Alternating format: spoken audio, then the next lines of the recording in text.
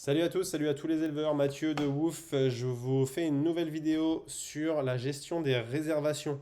L'idée, c'est de vous aider sur tout le processus et d'avoir une vidéo qui répond à chaque étape du processus de gestion de vos annonces et de gestion de vos ventes.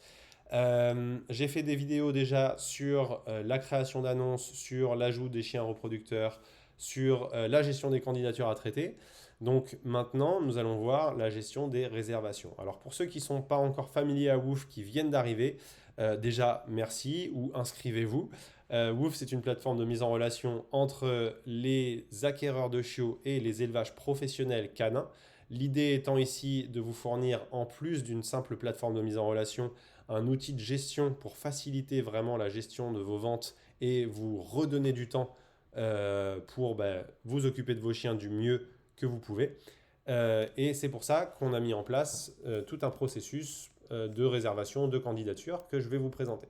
Donc, si vous n'êtes pas encore familier avec le tableau de bord, qu'on appelle le dashboard, vous avez ici en fait toutes les fonctionnalités qui sont utiles à justement la gestion de votre commercial, on va dire. Vous avez donc les candidatures à traiter, vous avez vos réservations, vos annonces, vos chiens reproducteurs. Bientôt, on aura la fonction de gestion des listes d'attente, le planning de vos visites et la gestion de votre portefeuille qui va arriver très prochainement. On a déjà l'option de paiement en ligne. Vous pouvez faire payer vos clients en ligne via Woof de manière totalement sécurisée puisque on utilise en fait le leader mondial des systèmes de paiement sur Internet. Donc c'est vraiment totalement sécurisé et hyper pratique. C'est un système de lien de paiement que je vous montrerai un petit peu plus tard dans cette vidéo. Alors, je vais d'abord aller sur mes réservations. Je vois que j'en ai une. Donc, elle est ici. Qu'est-ce qu'une réservation? C'est une candidature que j'ai acceptée, tout simplement. Donc, d'abord, les acquéreurs candidatent. Vous pouvez recevoir plusieurs candidatures pour une seule annonce et vous ne pouvez accepter qu'une seule candidature. Les autres annonces seront automatiquement, les autres candidatures, pardon, seront automatiquement refusées. Donc, une fois une candidature acceptée, elle devient une réservation. Et on commence le process. L'idée ici, c'est de vous accompagner tout au long du processus pour vous simplifier déjà la vie, pour vous simplifier les tableaux Excel ou les petites écritures avec les ratures sur le papier, et simplifier aussi la gestion de vos visites, la gestion de vos paiements. Donc, vous retrouverez ici toutes vos réservations en cours. Vous avez l'annonce qui est ici, donc vous savez de quoi vous parlez. Vous avez le contact qui est là et vous avez le statut, donc ce qui vous reste à faire au niveau de cette réservation. Ici, on doit planifier une visite. Donc, voilà le détail de la réservation. On vous rappelle le formulaire de l'adoptant pour savoir un petit peu ce qu'il en est de son cadre de vie. Et vous avez plusieurs étapes. Donc là, sa candidature est confirmée. La visite n'est pas encore terminée, il faut d'abord la planifier et il n'a pas encore récupéré son chien.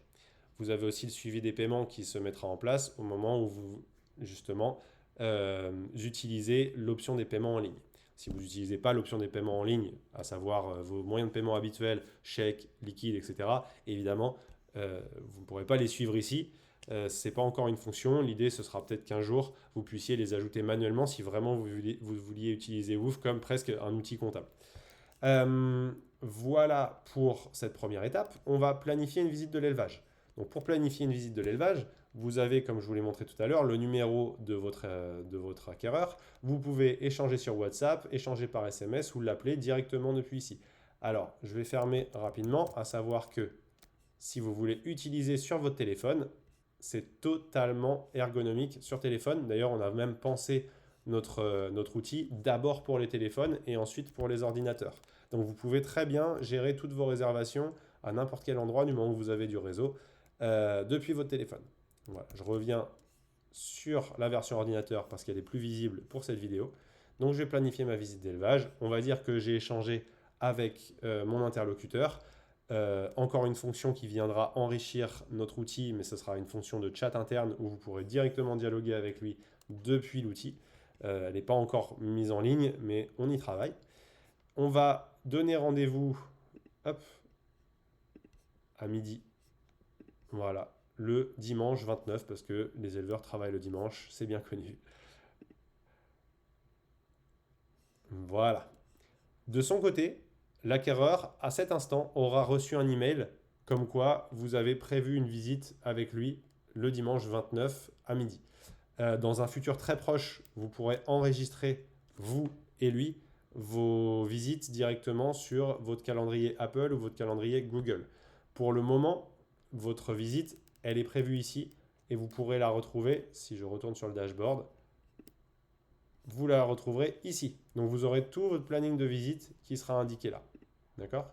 Voilà. Et quand je retourne, j'arrive sur ma réservation. Ma visite se passe bien. Je suis donc le dimanche 29/09. Ma visite s'est bien passée.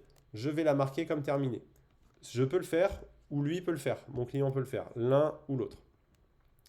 À partir du moment où je le fais, je peux demander un paiement. Donc mon acquéreur aura toujours l'occasion de se désister si jamais le courant n'est pas passé, etc. ou qu'il se désiste pour n'importe quelle autre raison. Vous pourrez aussi annuler la réservation. Alors ça, je suis, comme je vous le dis, sur une version test. Sur la version finale, vous pourrez annuler. Sur la version test, vous ne pouvez pas encore annuler. Mais ce sera le cas dès le lancement de la plateforme. Alors peut-être que vous regardez cette vidéo à quelques mois d'écart, donc c'est déjà en place. En tout cas, au moment du lancement, vous pourrez annuler sans problème. Et à partir de ce moment-là, vous pouvez demander un paiement.